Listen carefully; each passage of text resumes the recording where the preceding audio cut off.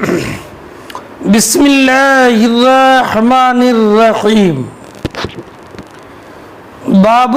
بیع الدینار بالدینار نساء۔ نساء کا معنی مؤخرہ۔ ابن اثیر نے کہا کہ نساء کا معنی تاخیر۔ نسات الشیء انساتہ، ثلاثی مجرد اور مزید دونوں سے آتا ہے۔ اس کا مادہ نون سین اور حمزہ ہے۔ حدیث میں من احب ان ينسى فی اجلہ، ان ينسى ان يؤخر۔ یہ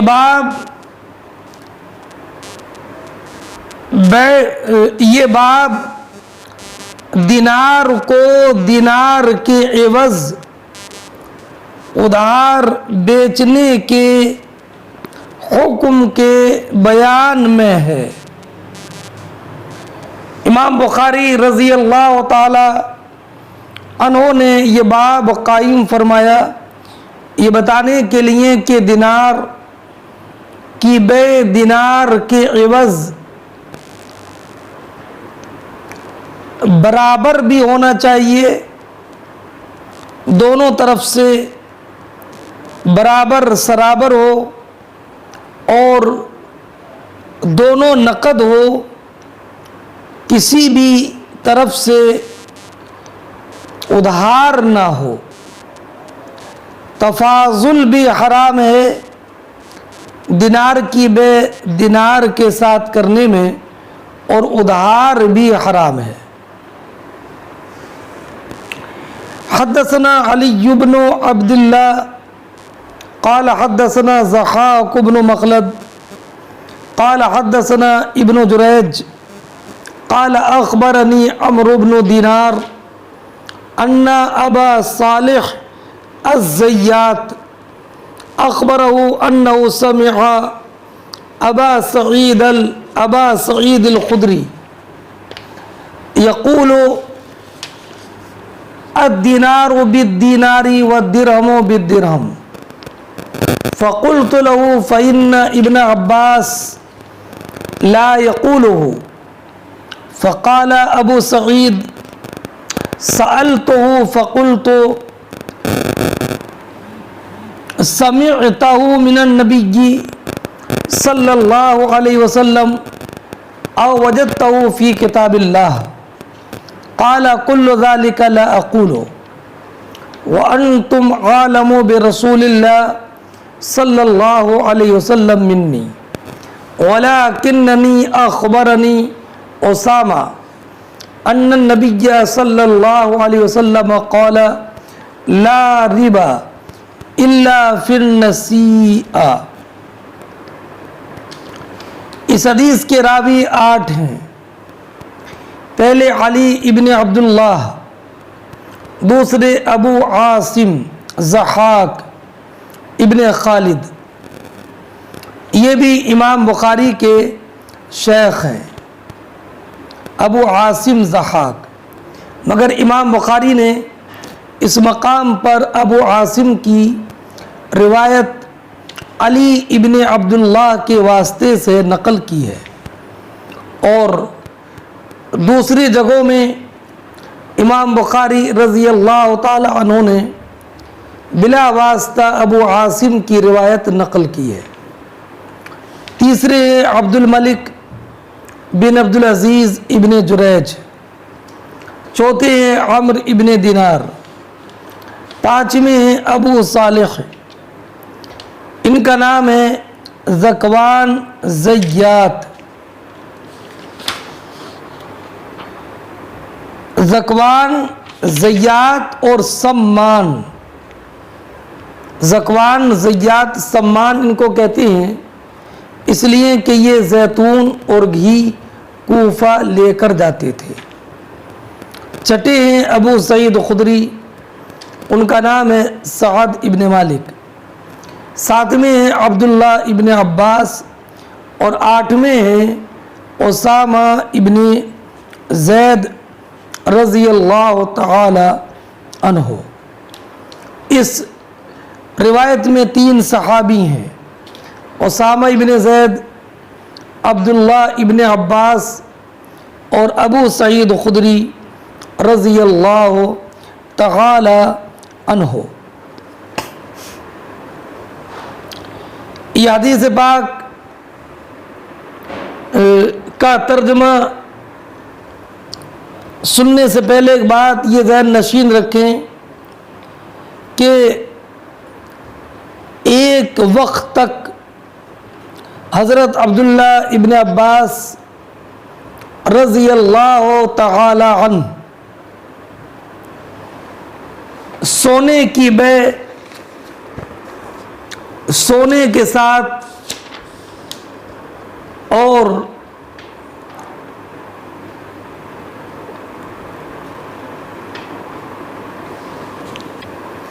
چاندی کی بے چاندی کے ساتھ بطور تفاضل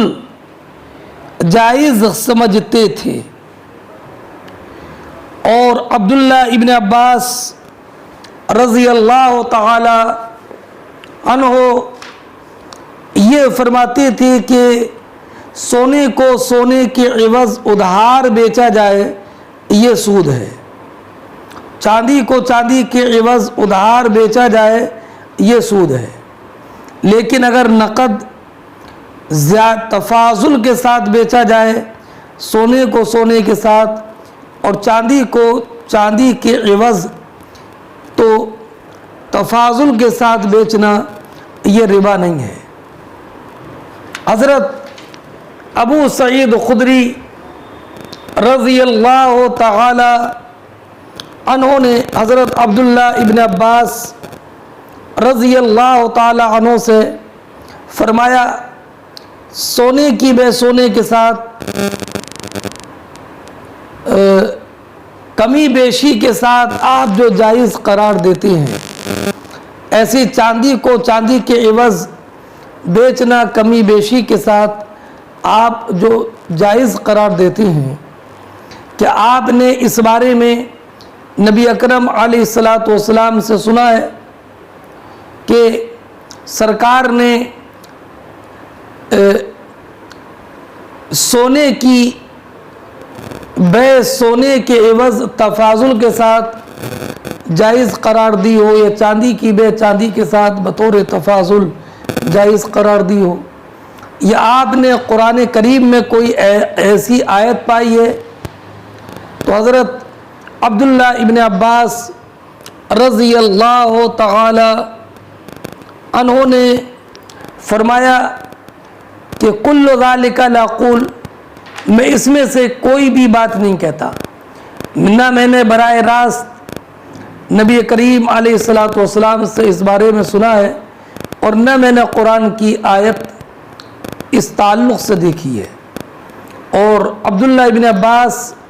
رضی اللہ تعالی عنہ نے حضرت ابو سعید خدری سے کہا کہ نبی کریم صلی اللہ تعالی علیہ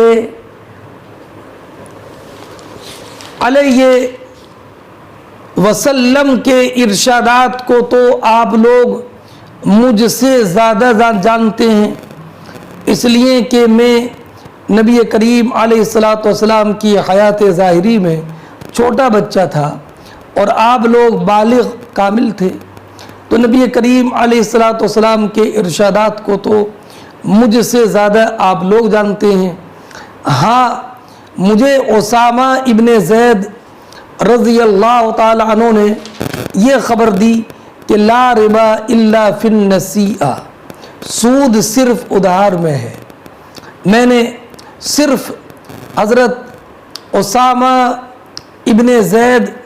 رضی اللہ تعالی عنہ سے نبی کریم علیہ الصلاۃ والسلام کا یہ ارشاد سنا، لا ربا الا فی النسیہ۔ بس میں حضرت اسامہ ابن زید کی حدیث کی وجہ سے یہ کہتا ہوں کہ سود تبھی ہوگا جب کہ عوضین میں سے ایک ادھار ہو اور ایک نقد ہو۔ اگر دونوں طرف سے نقد ہو اور کمی بیشی ہو تو یہ سود نہیں ہے۔ یہ حضرت عبداللہ ابن عباس رضی اللہ تعالی عنہ نے بیان کیا۔ تو حضرت ابو سعید خدری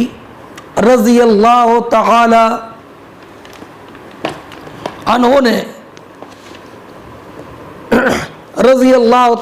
نے یہ حدیث بیان کی، الدینار بالدینار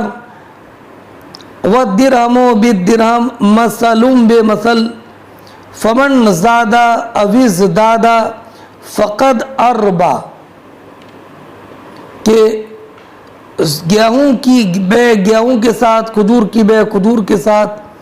درہم کی بے درہم کے ساتھ، دینار کی بے دینار کے ساتھ برابر سرابر ہوگی۔ جس نے زیادہ دیا یا جس نے زیادہ لیا اس نے سودی کام کیا۔ جب حضرت عبداللہ ابن عباس رضی اللہ تعالی عنہ نے یہ سنا تو پھر تو حضرت عبداللہ ابن عباس نے کہا استغفر اللہ واتوب الیہ، میں اللہ رب العزت کی بارگاہ میں استغفار کرتا ہوں، توبہ کرتا ہوں۔ وَكَانَ يَنْهَى عَنْهُ أَشَدَّ النَّهِي، اس کے بعد حضرت عبداللہ ابن عباس رضی اللہ تعالی عنہ سونے کو سونے کے ساتھ،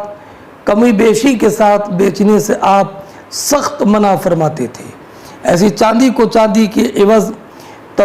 کمی بیشی کے ساتھ بیچنے کو آپ سخت منع فرماتے تھے۔ یہ مسئلہ ذہن نشین رکھیے گا۔ اب سنیے حدیث پاک۔ امام بخاری رضی اللہ تعالی عنہ بیان فرماتے ہیں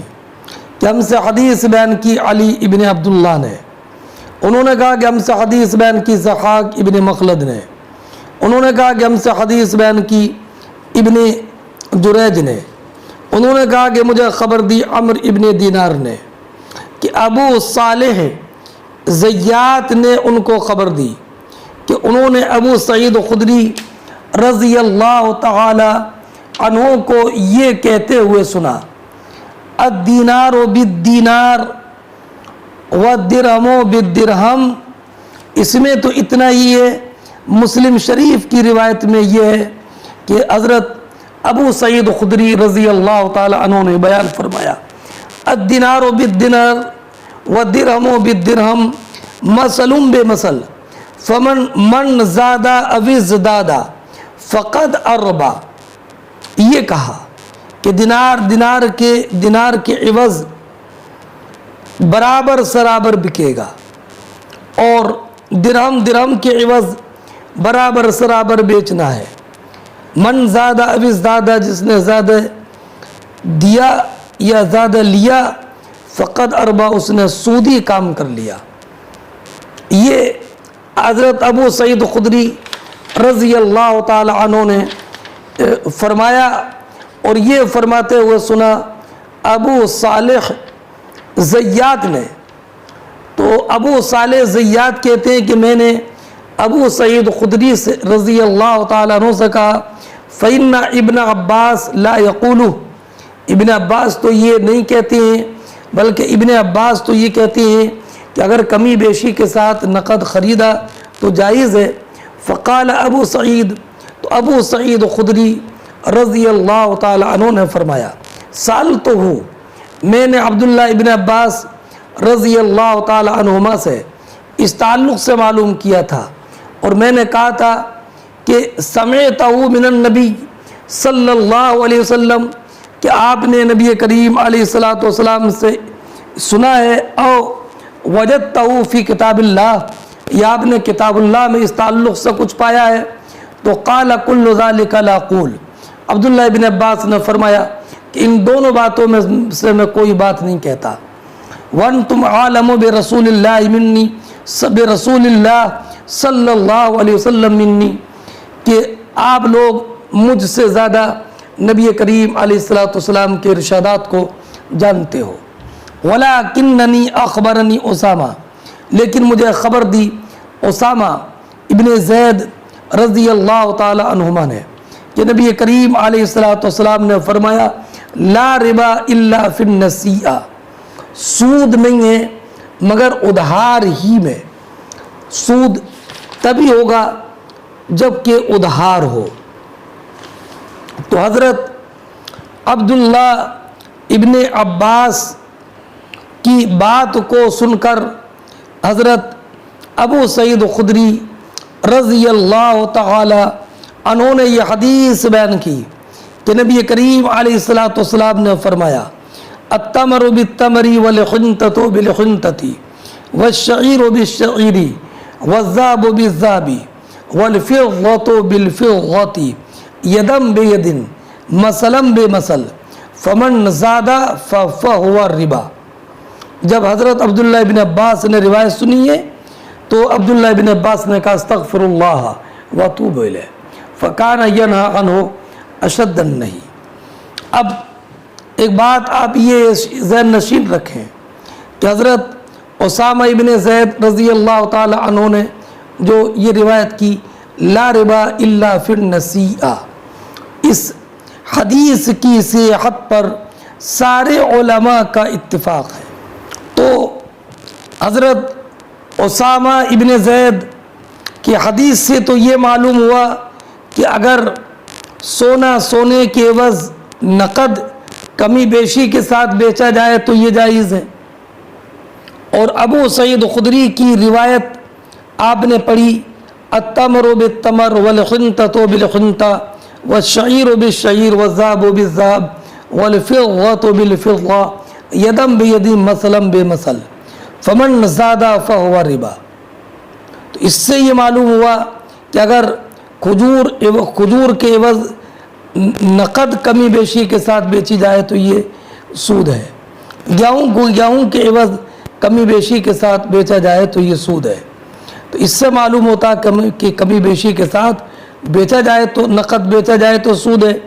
اور حضرت اسامہ ابن زید رضی اللہ تعالی عنہما کی روایت سے معلوم ہوتا ہے کہ سود تبھی ہوگا جب کہ ادھار ہو، نقد میں کمی بیشی ہو تو یہ سود نہیں ہے۔ اس لیے دونوں حدیثوں میں تطبیق کیا ہوگی؟ تو اس کی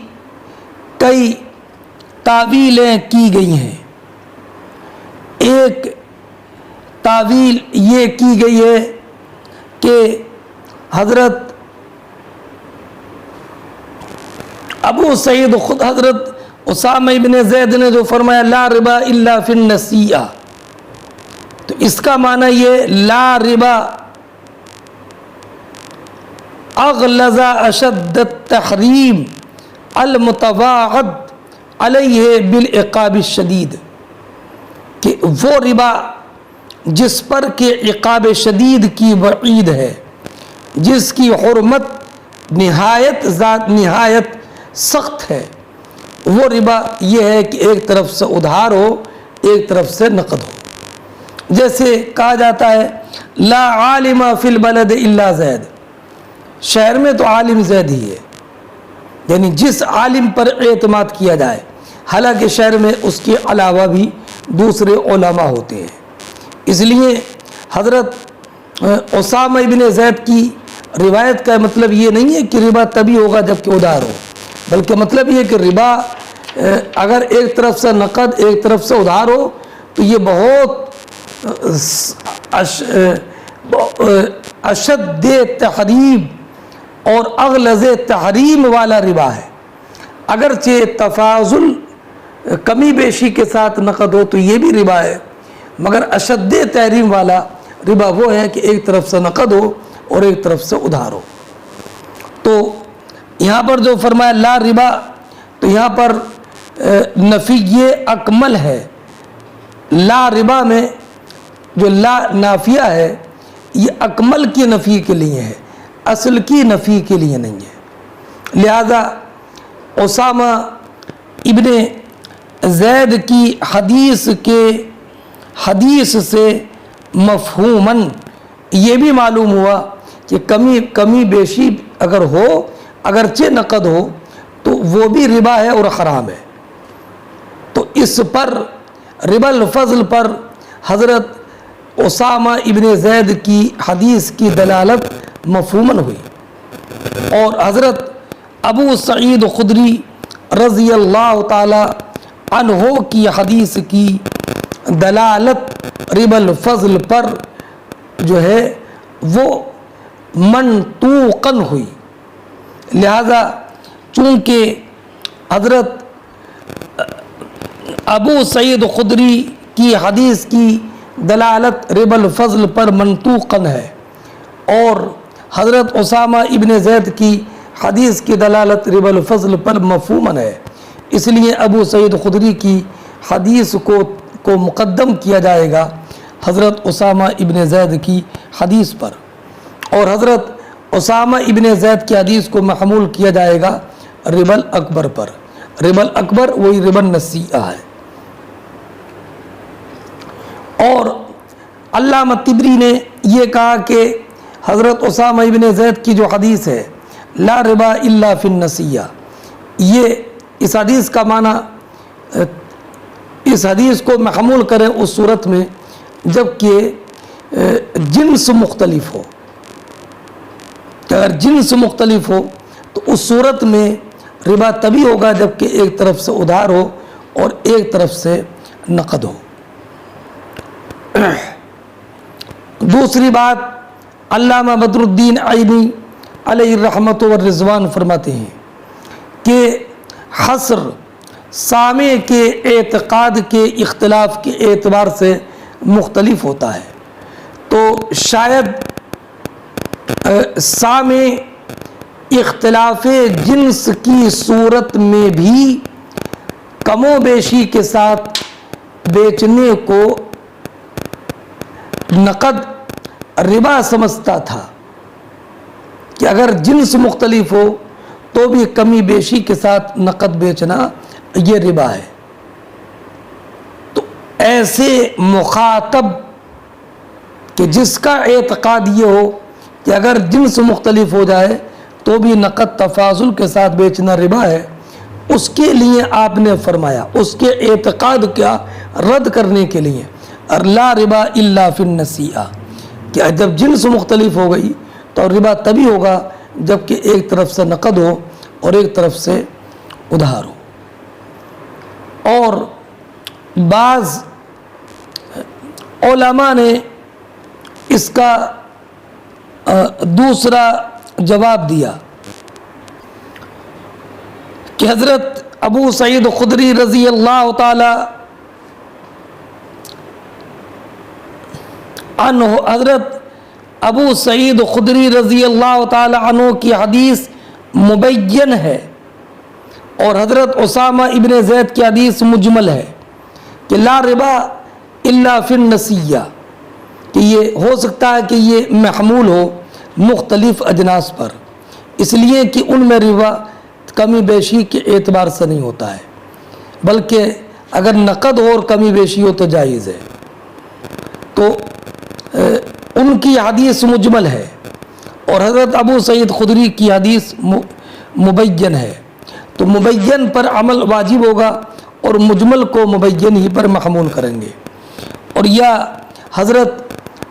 اسامہ ابن زید رضی اللہ تعالیٰ عنہ کی حدیث منسوخ ہے۔ باب بیع الورق بالذهب نسیئہ، یہ باب اس بیان میں کہ چاندی کو سونے کے عوض ادھار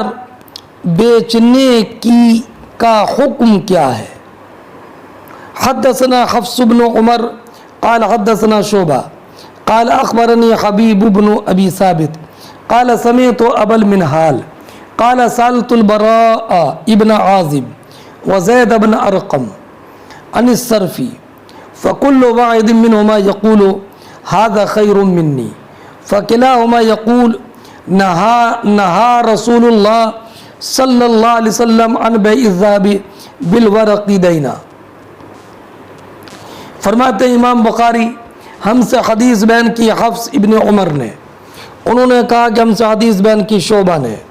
انہوں نے کہا مجھے خبر دی حبیب ابن ابی ثابت نے، انہوں نے کہا کہ میں نے ابو المنہال کو سنا، انہوں نے کہا کہ میں نے براء ابن عازب اور زید ابن ارقم رضی اللہ تعالی عنہم سے سوال کیا بیع صرف کے بارے میں، یعنی سونے کی بے چاندی کے ساتھ، چاندی کی بے سونے کے ساتھ کیسے ہے؟ تو فَكَانَ كُلُّ وَاحِدٍ مِّنْهُمَا يَقُولُ، تو زید ابن ارقم اور برا ابن عازب رضی اللہ تعالی عنہما میں سے ہر ایک دوسرے کے لیے کہتے تھے کہ وہ مجھ سے بہتر ہے، یعنی برا ابن عازب کہتے تھے کہ زید ابن ارقم سے پوچھو، وہ مجھ سے بہتر ہے اور وہ ہم میں بڑے تاجر تھے، اور زید ابن ارقم نے کہا کہ نہیں، برا ابن عازب سے معلوم کرو،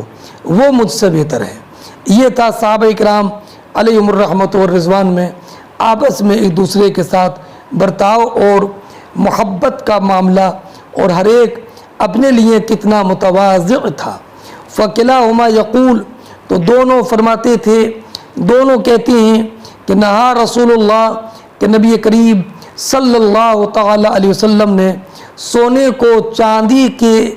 عوض ادھار بیچنے سے منع فرمایا، سونے کو چاندی کے عوض ادھار بیچنے سے منع فرمایا۔ تو اس سے معلوم ہوا کہ سونا چاندی کے عوض ادھار بیچنا جائز نہیں ہے۔ مگر اگر آپ غور کریں تو باب بیع الورقی بالذهبی، چاندی کو سونے کے عوض ادھار بیچنا، اور حدیث میں نہا رسول اللہ صلی اللہ علیہ وسلم ان بیع الذهبی بالورقی، ان بیع الورقی بالذهبی نہیں ہے، ان بیع الذهبی بالورقی ہے۔ تو اس سے تو ایسا لگتا ہے کہ جو ترجمۃ الباب ہے حدیث اس کے برعکس ہے۔ جواب یہ ہے کہ علامہ عینی علیہ رحمۃ والرضوان نے فرمایا کہ اگر مبی اور ثمن سونا چاندی کے علاوہ ہوں تو با کا دخول ثمن پر ہوتا ہے، لیکن اگر دونوں عوض سونا چاندی ہوں تو با کا دخول ثمن پر بھی ہوتا ہے اور مبی پر بھی ہو جاتا ہے، اس لیے کہ سونا چاندی، سونے کو چاندی کے عوض یا چاندی کو سونے کے عوض بیچا تو ان میں سے ہر ایک میں وجن ثمن ہے اور ہر ایک میں وجن مبی ہے، اسی لیے اب دونوں میں تفاوت نہیں ہے اور تخالف نہیں ہے۔ باب بیع الذهب بالورق یدم بیدن، یہ باب اس بارے میں کہ سونے کی بے چاندی کے عوض نقد ہوگی، دست بدست ہوگی، کہ سونا بیچا اور چاندی خریدی سونے کے عوض تو ایک ہاتھ سے سونے پر قبضہ دے اور اسی وقت میں چاندی پر قبضہ کر لے۔ یہ ترجمہ سابق کے برعکس ہے، وہاں پر یہ تھا بیع الورقی بالذهبی نصیعۃ، اور یہاں پر باب بیع الذهبی بالورقی یدم بیدن، تو کیا اس میں کوئی زیادتی نقطہ ہے؟ تو علامہ عینی علیہ رحمۃ والرضوان نے فرمایا کہ ہاں اس میں زیادتی نقطہ ہے، اس لیے کہ یہاں پر جو روایت آ رہی ہے، یہ روایت جو تخریج کی ہے مسلم نے عباد ابن عوام کے واسطے سے، اس میں یہ ہے کہ ایک مرد نے سوال کیا تو کہا یدم بیدن، اور وہاں پر جو پہلی والی روایت ابھی آپ نے پڑھی ہے ابو المنہال کی، اس میں یہ ہے کہ ان کانا یدم بیدن فلا باسا وَإِن كَانَ نَسَأً فَلَا يَصْلَحُ، تو وہاں پر وَإِن كَانَ نَسَأً کہ اگر نقد ہو تو کوئی بات نہیں ہے اور اگر ادھار ہو تو یہ صحیح نہیں ہے، تو وہاں پر لفظ نصیعہ تھا، اس لیے وہاں پر باب قائم کیا، باب بیع الورق بالذهب نصیعہ۔ اور یہاں پر جو روایت ذکر کی ہے عباد ابن عوام کی، اس کی تخریج جو امام مسلم نے کی ہے ابو ربیع کے واسطے سے، ابو ربیع عن عباد تو وہاں پر یہ ہے کہ فَسَأَلَهُ رَجُلٌ فَقَالَ يَدًا بِيَدٍ، اسی نقطے پر تنبیہ کرنے کے لیے پہلے عنوان میں نصیحتاً کہا اور یہاں پر یدم بیدن کہا۔ حدثنا عمران بن میسرہ قال حدثنا عباد بن عوام قال اخبرنا یحییٰ ابن ابی اسحاق قال حدثنا عبد الرحمن بن ابی بکرہ عن ابیہ قال نہى النبی صلی اللہ علیہ وسلم عن الفضة بالفضة والذهب بالذهب الا سواء بسواء وامرنا ان نبتاع الذهب بالفضة كيف شئنا والفضة بالذهب كيف شئنا۔ امام بخاری فرماتے ہیں کہ ہم سے حدیث بیان کی عمران ابن میسرہ نے، انہوں نے کہا کہ ہم سے حدیث بیان کی عباد ابن عوام نے، انہوں نے کہا کہ مجھے خبر دی یحییٰ ابن ابی اسحاق نے، انہوں نے کہا کہ ہم سے حدیث بیان کی عبد الرحمن بن ابی بکرہ نے، انہوں نے روایت کی اپنے والد ابو بکرہ سے۔ وہ ابو بکرہ رضی اللہ تعالی عنہ فرماتے ہیں کہ نبی کریم علیہ السلام نے سونے کو سونے کے عوض، چاندی کو چاندی کے عوض برابر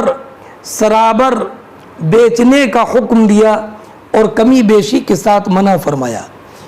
نبی کریم علیہ السلام نے چاندی کو چاندی کے عوض، سونے کو سونے کے عوض بیچنے سے منع فرمایا، مگر اس حال میں اجازت دی کہ بالکل دونوں عوض برابر ہوں، اور ہمیں حکم دیا کہ ہم سونے کو چاندی کے عوض جیسے چاہیں کمی بیشی کے ساتھ نقد ویسے بیچیں، اور چاندی کو سونے کے عوض ہم جیسے چاہیں نقد کمی بیشی کے ساتھ ویسے بیچیں۔ یہاں محل ترجمہ جو ہے سواء بسواء کا معنی متساویین، اور مطابقت ترجمۃ الباب سے اس اعتبار سے ہے کہ یہ اس حدیث کا اختصار ہے جس میں کہ یدم بیدن کا ذکر ہے۔ یہ حدیث ابھی 3 باب پہلے گزری ہے، باب بیع الذهب بالذهب میں، وہ امرانا سرکار نے ہم کو حکم دیا، یہ امر اباحت کے لیے ہے کہ ہم سونے کو چاندی کے عوض جیسے چاہیں ویسے خریدیں، اور چاندی کو سونے کے عوض جیسے چاہیں ویسے خریدیں۔ باب بیع المزابنہ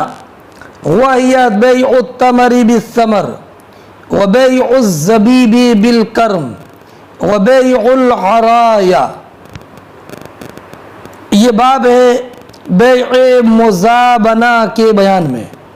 وہ ہوا بیع التمر بالثمر، ثمر سے مراد یہاں پر تر کھجور، اور تمر سے مراد یہاں پر خشک کھجور۔ بیع مزابنہ یہ تازی کھجور، تر کھجور کے عوض خشک کھجور کو بیچنا ہے۔ بیع مزابنہ کا بیان پہلے ابھی گزرا ہے کہ درخت پر جو کھجوریں لگی ہیں، ان درخت پر لگی ہوئی کھجوروں کا اندازہ کر لیا، مثلا وہ 10 وسق ہیں، تو ان کھجور درخت کھجور پر لگی ہوئی جس کا اندازہ 10 وسق سے کیا ہے،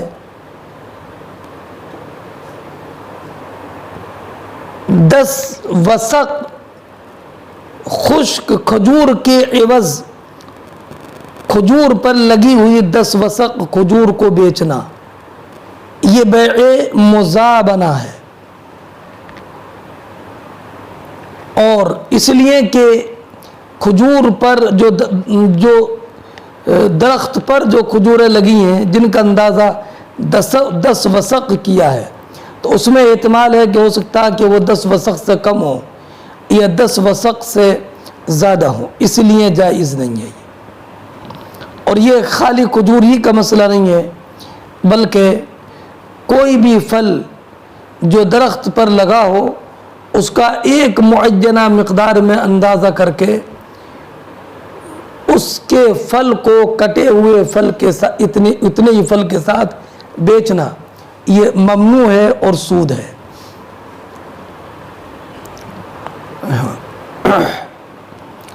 وَبَيْعُ الزَّبِيبِ بِالْكَرْمِ، اور منقع کی بے انگور کے عوض۔ زبیب سے مراد وہی منقع خشک انگور، اور کرم کا معنی آتا ہے انگور کا درخت، لیکن یہاں پر مراد ہے وہ انگور جو کہ درخت پر لگا ہے۔ تو معنی یہ ہوا کہ درخت پر لگے ہوئے انگور کا اندازہ کر کے اتنے ہی توڑے ہوئے انگوروں کے عوض بیچنا، تو یہ بھی جائز نہیں ہے، اس لیے کہ یہاں پر بھی وہی صورت ہے کہ جو انگور درخت پر لگے ہیں ہو سکتا ہے کہ جتنا اندازہ کیا اس سے زیادہ ہو یا اس سے کم ہو۔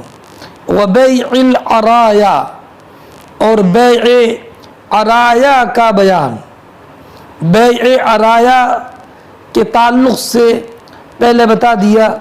کہ در حقیقت یہ بے نہیں ہوتی ہے، اس پر بے کا اطلاق بطور مجاز ہے کہ اگر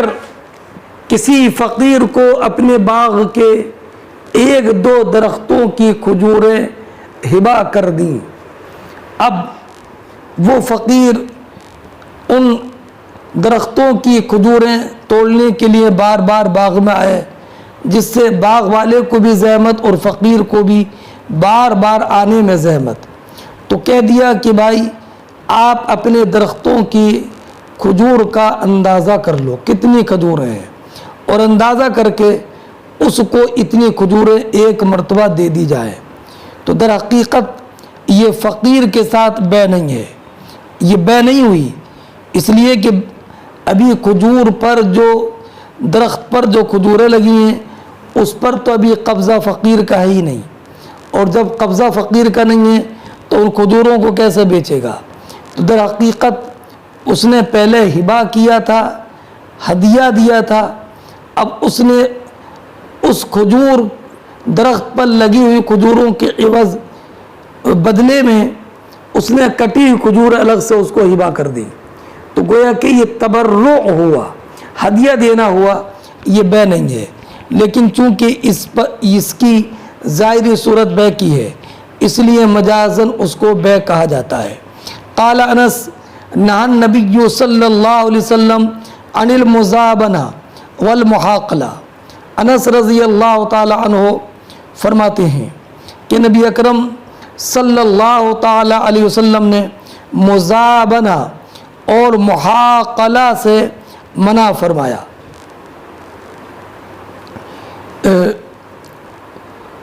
محاقلہ کا بیان بھی پہلے گزر گیا ہے۔ محاقلہ کا معنی یہ ہے کہ ابھی بالیوں میں جو گیہوں ہیں ان گیہوں کا اندازہ کر کے کہ یہ 1 کنٹل گیہوں ہوں گے، ان بالیوں کے گیہوں کو 1 کنٹل گیہوں سے بیچ دینا، اس سے بھی سرکار نے منع فرمایا۔ اس کی وجہ بھی وہی ہے کہ ہو سکتا ہے کہ بالیوں میں جو گیہوں ہیں جن کا اندازہ 1 کنٹل سے کیا ہے ہو سکتا ہے کہ وہ 1 کنٹل سے کم ہو یا زیادہ ہو۔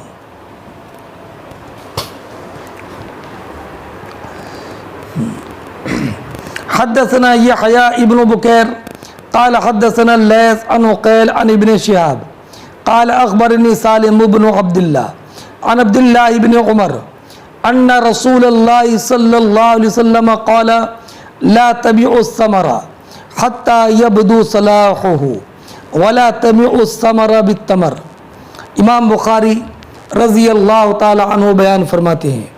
کہ ہم سے حدیث بیان کی یحییٰ ابن بکیر نے، انہوں نے کہا کہ ہم سے حدیث بیان کی لیث نے، انہوں نے روایت کیا عقیل سے، وہ روایت کرتے ہیں حضرت امام زہری سے، امام زہری کہتے ہیں کہ مجھے خبر دی سالم ابن عبداللہ نے، وہ روایت کرتے ہیں عبداللہ ابن عمر رضی اللہ تعالیٰ عنہما سے کہ نبی اکرم صلی اللہ تعالی علیہ وسلم نے ارشاد فرمایا لا تبیع الثمر حتی یبدو صلاحها، کہ پھل کو قابل انتفاع ہونے سے پہلے نہ بیچو، پھل کو تبھی بیچو جب کہ وہ قابل انتفاع ہو جائے۔ ولا تبیع الثمر بالتمر، اور درخت پر لگی ہوئی کھجور کو ٹوٹی ہوئی کھجور کے بدلے میں مت بیچو۔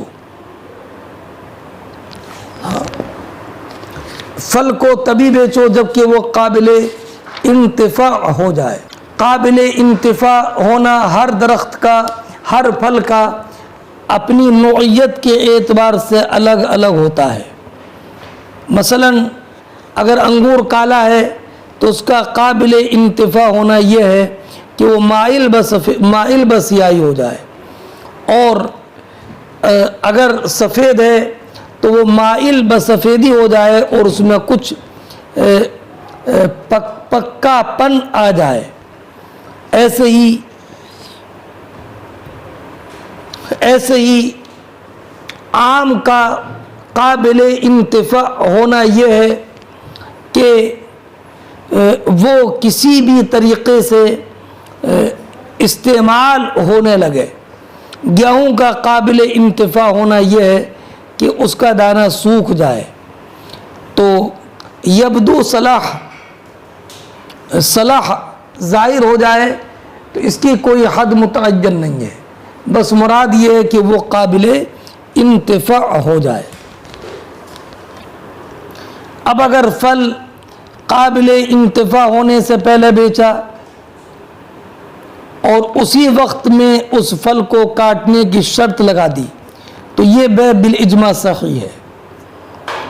اور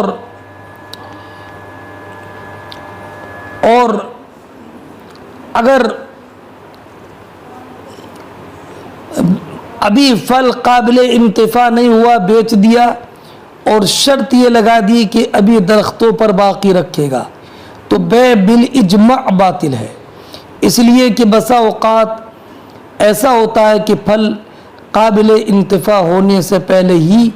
پھل ہلاک ہو جاتا ہے، تو اس صورت میں بیچنے والا خریدنے والے کے مال کو، جو مال بطور ثمن ملا ہے، باطل طریقے پر کھانے والا ہوگا۔ اور اگر یہ شرط لگا دی کہ جس وقت خریدا ابھی کاٹنا ہے تو یہ ضرر منتفی ہوگا، اور اگر قابل انتفاع ہونے سے پہلے مطلقاً خریدا فی الحال بلا کاٹنے کی شرط کے، تو ہمارا اور جمہور کا مذہب یہ ہے کہ بیع باطل ہے۔ اور امام اعظم رضی اللہ تعالی عنہ نے فرمایا کہ اگر کاٹنے کی شرط پر بیچا تو فوراً کاٹنا جو ہے وہ ضروری ہے، اور اگر بائع خود راضی ہو جائے بعد میں کہ ٹھیک ہے اس کو رہنے دیجئے مت کاٹیے ابھی، تو یہ جائز ہے۔ اور امام اوزاعی، امام اعظم، امام ابو یوسف، امام محمد رضی اللہ تعالی عنہم نے یہ فرمایا کہ جب پھل درختوں پر ظاہر ہو جائے تو ان کے ظہور کے بعد پھلوں کی بیع جائز ہے، اور یہ قول امام مالک کا ایک روایت میں ہے۔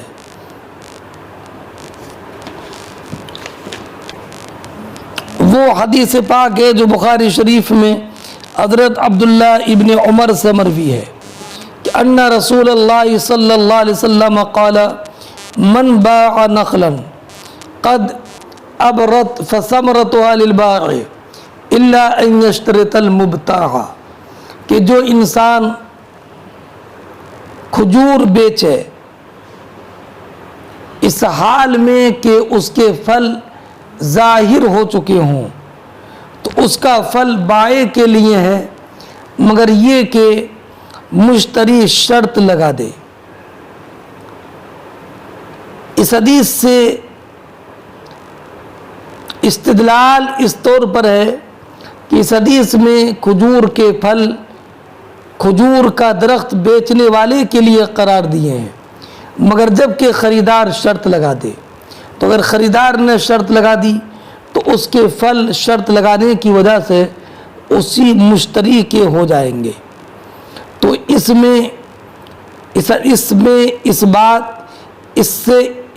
حدیث سے یہ ثابت ہوا کہ جب پھل ظاہر ہو جائے اگرچہ قابل انتفاع نہ ہو اس کی بے جائز ہے، اس لیے کہ جو غیر کی بے میں داخل نہ ہو مگر شرط لگانے سے تو وہ تنہا مبیع بن جاتا ہے، اور جو اپنے غیر کی بے میں داخل نہ ہو بغیر شرط کے تو اس کا تنہا مبیع بنانا جائز نہیں ہوتا ہے۔ اب یہ جو حدیث پاک ہے کہ نبی اکرم علیہ الصلوۃ والسلام، تو اس سے معلوم ہوا کہ پھل اگر قابل انتفاع نہ ہو لیکن ظاہر ہو گیا ہو تو بھی اس کی بے جائز ہے۔ اور اس حدیث میں یہ ہے کہ قال لا تبیعوا الثمر حتى يبدو صلاحه، کہ پھل تبھی بیچو جب کہ وہ قابل انتفاع ہو جائے، اور قابل انتفاع نہ ہو تو اس پھل کا بیچنا جائز نہیں ہے۔ اس حدیث میں یہ ہے۔ تو جواب یہ ہے کہ یہ جو سرکار نے منع فرمایا کہ قابل انتفاع ہونے سے پہلے نہ بیچو،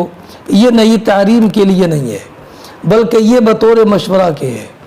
اس لیے کہ ایسا ہوتا کہ لوگ پھل جیسے نکلتا ویسی پھل خرید لیتے، اور پھر کبھی ایسا ہوتا کہ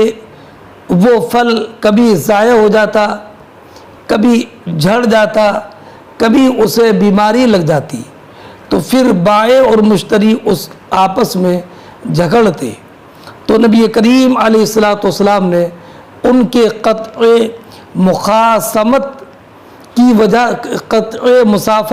مخاصمت کے لیے فرمایا لا تبایعوا حتی یبدو صلاح الثمر، کہ جب تک پھل قابل انتفاع نہ ہو جائے اس وقت تک نہ بیچو۔ تو گویا کہ اس ارشاد کے ذریعے نبی کریم علیہ الصلوۃ والسلام نے ان کی رہنمائی کی ان کی کثرت خصومت کی وجہ سے، جیسے کہ اس تعلق سے حضرت زید ابن ثابت رضی اللہ تعالی عنہ سے مروی ہے، اور زید ابن ثابت کی حدیث کی تخریج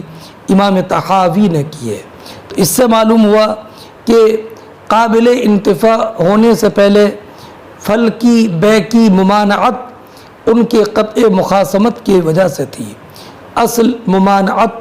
کی وجہ قطع مخاصمت ہے، یہ نہیں کہ ان کی بے بالکلیہ جائز نہیں ہے۔ قال سالم واخبرنی عبد اللہ عن زید بن ثابت ان رسول اللہ صلی اللہ علیہ وسلم رخص بعد ذلك في بيع العرية بالرطب او التمر ولم يرخص في غيره۔ فرماتے ہیں سالم ابن عبداللہ سالم کہ اور مجھے خبر دی عبداللہ ابن عمر نے زید ابن ثابت رضی اللہ تعالیٰ عنہ سے روایت کر کے کہ نبی کریم صلی اللہ تعالیٰ علیہ وسلم نے اس کے بعد بیع العریہ بالرطب او التمر میں رخصت عطا فرمائی۔ کس کے بعد؟ یعنی نبی کریم علیہ الصلوۃ والسلام نے بیع التمر بالثمر سے نہیں فرمائی، اس نہیں کے بعد بیع تر یا خشک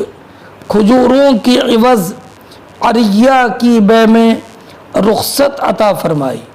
ولم یرخص فی غیرہ، اور بیع عریہ کے علاوہ میں رخصت نہیں عطا فرمائی۔ اب یہاں پر دو حکم ہو گئے۔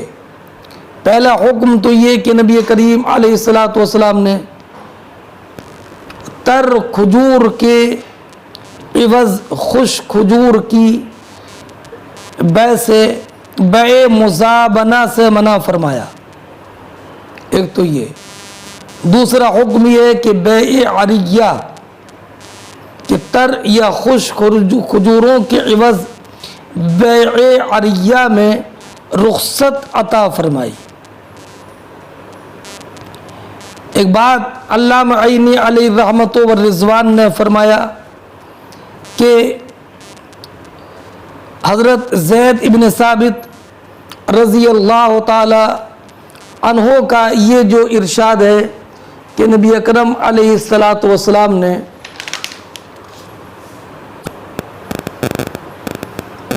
تر یا خشک کھجوروں کے عوض بیع عریہ کی رخصت عطا فرمائی، تو اس کی تفصیل میں ابھی آپ کے سامنے عرض کر چکا کہ اس کا معنی یہ ہے کہ پہلے کسی کو اپنے ایک یا دو یا تین درختوں کی کھجوریں ہبہ کر دی تھیں، اب اپنی کھجوریں توڑنے کے لیے بار بار آئے، یہ مالک باغ کو شاق گزرتا ہے اور آنے والے کو بھی شاق گزرتا ہے، تو نبی اکرم علیہ الصلاۃ والسلام نے یہ رخصت عطا فرمائی کہ اب اس کے بدلے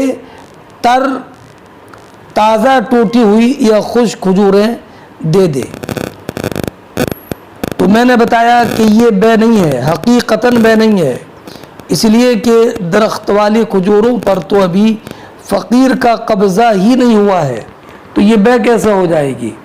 تو اس کا مطلب یہ کہ اس نے جو پہلے ہبہ کیا تھا اس نے اپنے اس ہبہ کو بدل دیا ہے، حقیقتاً یہ بے نہیں ہے۔ تو بیع مزابنہ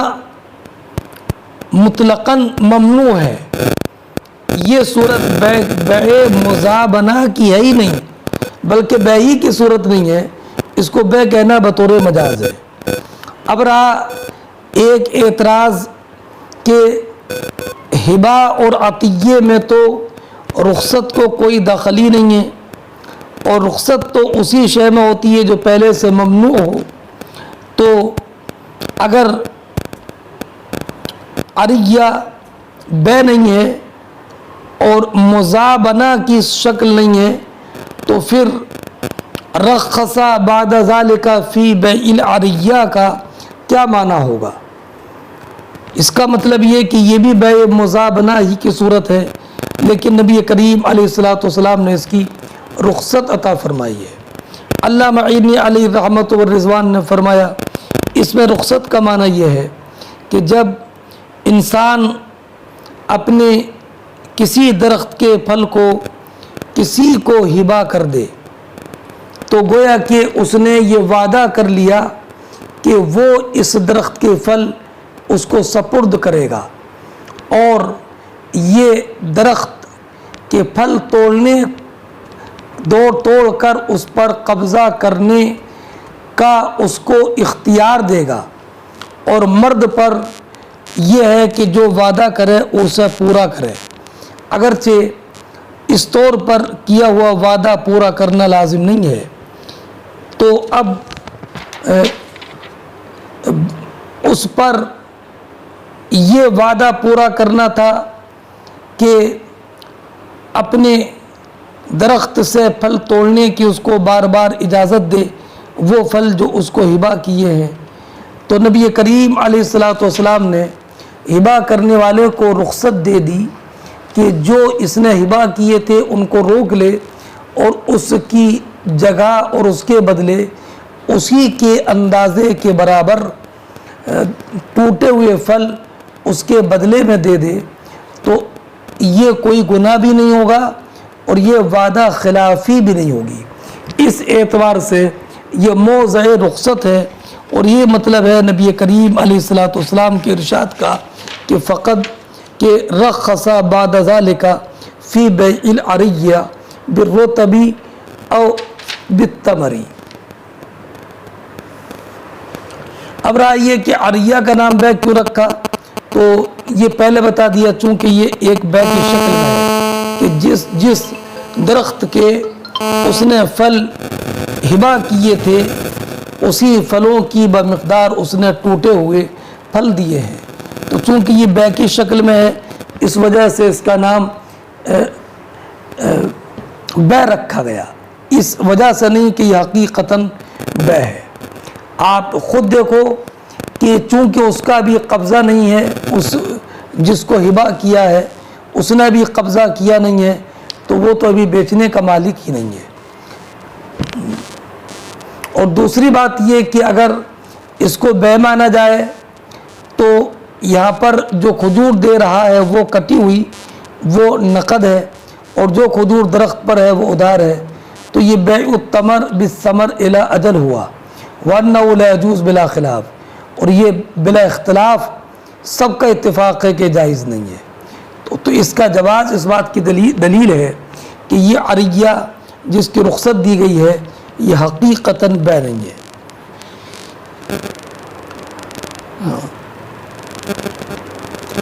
اب بالرطب اب التمر، اس کو اختیار ہے کہ چاہے وہ تر کھجور دے دے چاہے وہ خشک دے دے۔ حدثنا عبداللہ بن یوسف قال اخبرنا مالک عن نافع عن عبداللہ بن عمر ان رسول اللہ صلی اللہ علیہ وسلم نہا عن المزانبہ والمزابنہ اشتراء الثمر بالتمر کیلا وبیع الکرم بالزبیب کیلا۔ امام بخاری فرماتے ہیں کہ ہم سے حدیث بیان کی عبداللہ ابن یوسف نے، انہوں نے کہا کہ ہم سے حدیث بیان کی، ہمیں خبر دی مالک نے، انہوں نے روایت کیا نافع سے، انہوں نے روایت کیا عبداللہ ابن عمر سے کہ نبی اکرم صلی اللہ تعالی علیہ وسلم نے مزابنہ سے منع فرمایا، اور مزابنہ درخت پر لگی ہوئی کھجور کو ٹوٹی ہوئی کھجور کے بدلے ناپ کر، اور درخت پر لگے انگور کو خشک انگور کے بدلے میں ناپ کر بیچنے کو کہتے ہیں۔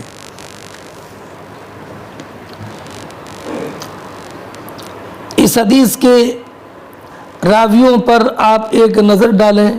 تو امام بخاری کے شیخ ہیں عبداللہ ابن یوسف، انہوں نے کہا کہ ہمیں خبر دی مالک نے، مالک سے روایت کی داود ابن حسین نے، داود ابن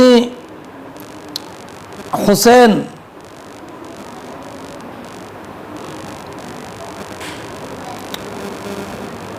حسین مولا عمرو ابن عثمان ابن عفان ہیں،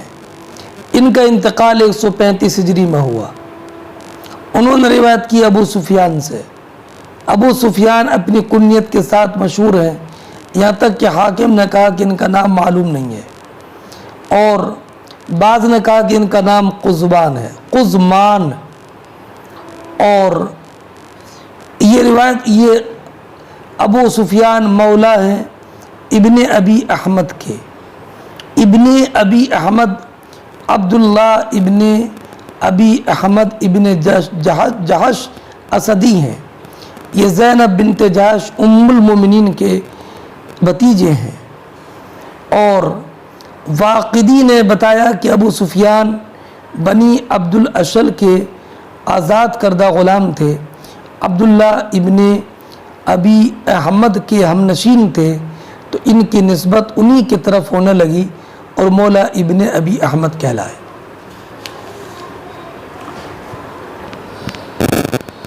حدثنا مسدد قال حدثنا ابو معاویہ عن الشیبانی عن اکرمہ ابن عباس قال نہى النبی صلی اللہ علیہ وسلم عن المحاقلہ والمزابنہ۔ فرماتے امام بخاری کہ ہم سے حدیث بیان کی مسدد نے، انہوں نے کہا کہ ہم سے حدیث بیان کی ابو معاویہ محمد ابن خازم نے، وہ روایت کرتے ہیں شیبانی سے، شیبانی سلیمان ابو اسحاق ہیں، وہ روایت کرتے ہیں اکرمہ سے، وہ عبداللہ ابن عباس سے کہ عبداللہ ابن عباس رضی اللہ تعالی عنہما نے فرمایا کہ نبی کریم علیہ الصلوۃ والسلام نے منع فرمایا محاقلہ سے اور مزابنہ سے. نہا نبی صلی اللہ علیہ وسلم عن المحاقلہ والمزابنہ. دونوں کی تفسیر گزر چکی ہے. حدثنا عبداللہ ابن مسلمہ قال حدثنا مالک عن نافع عن ابن عمر عن زید بن ثابت ان رسول اللہ صلی اللہ علیہ وسلم ارخص لصاحب العریہ ان یبیعہا بخرصہا. فرماتے امام بخاری کہ ہم سے حدیث بیان کی عبداللہ ابن مسلمہ نے. انہوں نے کہا کہ ہم سے حدیث بیان کی مالک نے. وہ روایت کرتے ہیں وہ روایت کرتے ہیں نافع سے, وہ روایت کرتے ہیں عبداللہ ابن عمر سے, وہ روایت کرتے ہیں زید ابن ثابت رضی اللہ تعالی عنہ سے کہ نبی کریم صلی اللہ تعالی علیہ وسلم نے صاحب عریہ کو اس کی اجازت دی تھی کہ تخمینے سے بیچے. اس کی تفصیل و تشریح پہلے گزر چکی ہے.